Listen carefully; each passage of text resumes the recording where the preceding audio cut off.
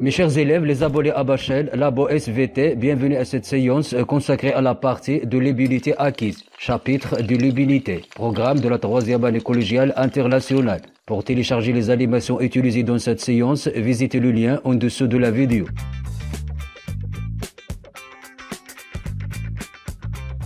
Mes chers élèves, vous savez bien que les personnes qui ont été atteintes et guéries de la rougeole, par exemple, ne sont pas atteintes par cette maladie une autre fois. En effet, leur corps s'immunise contre cette maladie, comme on immunise les enfants contre les maladies contagieuses par vaccination.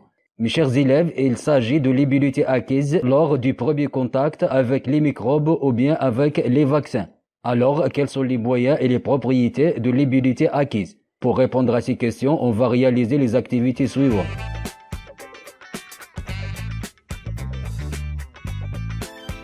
Mes chers élèves, observez cette simulation et répondez aux questions suivantes. Décrire cette manipulation. Vous allez répondre sans doute, on prélève du sérum d'une souris qui a été guérie du tétanos. Et avec des techniques appropriées, on découvre que ce sérum contient des molécules protéiques sous forme de la lettre Y et qui sont nommées des anticorps. Alors, quelle est l'origine et le rôle des anticorps?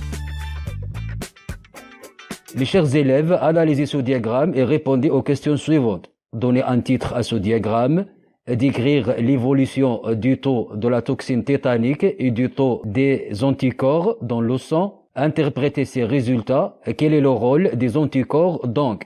Mes chers élèves, vous allez répondre sans doute que ce diagramme montre l'évolution de la toxine tétanique et des anticorps produits après une première atteinte du tétanos, selon le temps en journée. On constate l'augmentation du taux de la toxine tétanique depuis l'infection jusqu'au 5e jour, puis apparition des anticorps dans le sang et début de la diminution de la toxine tétanique. En effet, les anticorps éliminent la toxine tétanique. Donc, le rôle des anticorps est l'élimination des éléments étrangers intrus dans notre corps. Ces éléments étrangers sont nommés antigènes. Mes chers élèves, il s'agit donc d'une immunité acquise, car il n'y avait pas d'anticorps antitétaniques préparés dans le sang avant l'infection.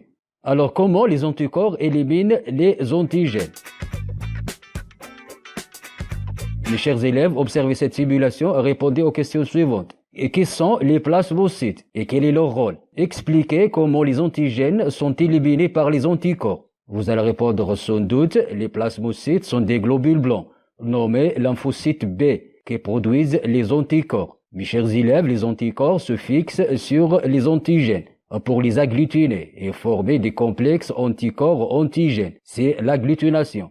Par suite interviennent les macrophages, et qui sont aussi des globules blancs, pour phagocyter et détruire le complexe antigène-anticorps. Mes chers élèves, du fait que les anticorps se trouvent dans le sérum, donc cette défense immunitaire par les anticorps est nommée immunité humorale ou immunité à médiation humorale. Alors, quelles sont les propriétés de l'immunité à médiation humorale?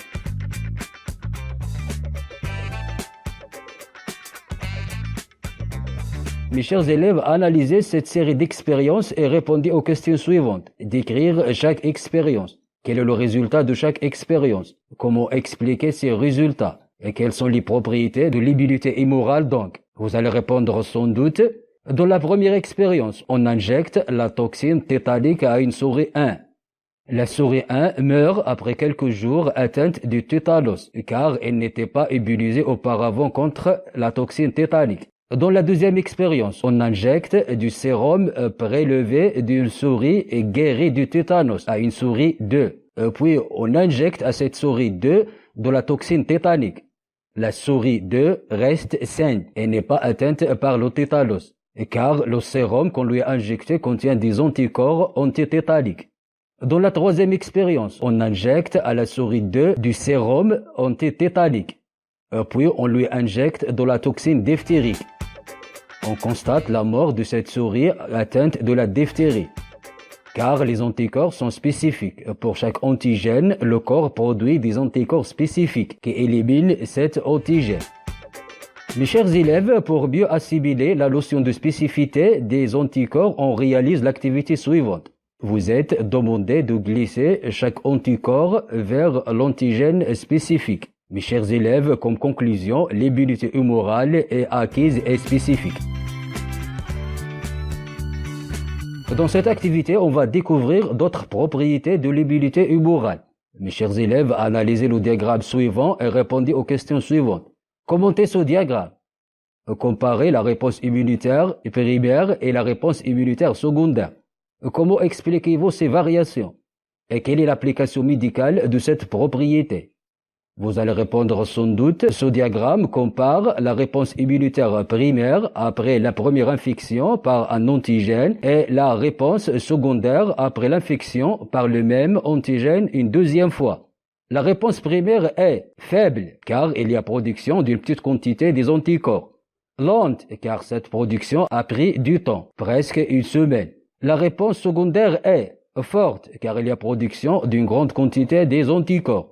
Rapide, car la réponse a été réalisée vite pendant quelques jours.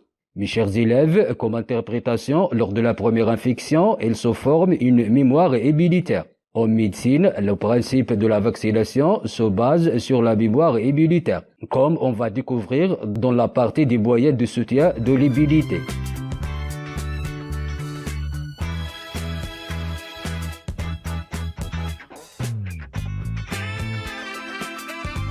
Mes chers élèves, dans cette activité, on va découvrir d'autres moyens de l'immunité acquise. Analysez ces expériences et répondez aux questions suivantes. Décrire chaque expérience. Quel est le résultat de chaque expérience? Comment expliquer ces résultats? Que concluez-vous de ces expériences? Mes chers élèves, vous allez répondre sans doute, dans la première expérience, on injecte le bacille de corps à la souris 1. Ce microbe est responsable de la pneumonie. La souris 1 meurt affectée de la pneumonie, car il n'a pas été immunisé auparavant contre le bacille de corps. Dans une deuxième expérience, on injecte le sérum d'une souris guérie de la pneumonie à la souris 2. Et puis, on injecte à la souris 2 des bacilles de corps. La souris 2 meurt affectée de la pneumonie. Comme explication, car les bacilles de corps ne sont pas éliminés par les anticorps. Alors, comment le corps lutte contre les bacilles de corps? Dans la troisième expérience, on injecte des lymphocytes T à la souris 3. Et puis, on lui injecte des bacilles de corps. La troisième souris reste saine et n'est pas atteinte par la pneumonie, car les lymphocytes T éliminent et détruisent les bacilles de corps. Donc, comme conclusion, l'élimination des bacilles de corps et d'autres microbes ne se fait pas par la production des anticorps, mais cette élimination se réalise par les lymphocytes T, dites aussi cellules toxiques ou cellules tueuses. Mes chers élèves, il s'agit de cellules tueuses ou toxiques et qui détruisent les cellules infectées par les microbes. C'est une immunité cellulaire ou à voie cellulaire ou à médiation cellulaire qui est aussi acquise et spécifique et possède une mémoire immunitaire, comme le montre cette manipulation. Mes chers élèves, on est arrivé à la fin de cette séance. Je vous invite à vous abonner à ma chaîne et comme j'attends vos observations pour améliorer ces productions pédagogiques. Merci et au revoir.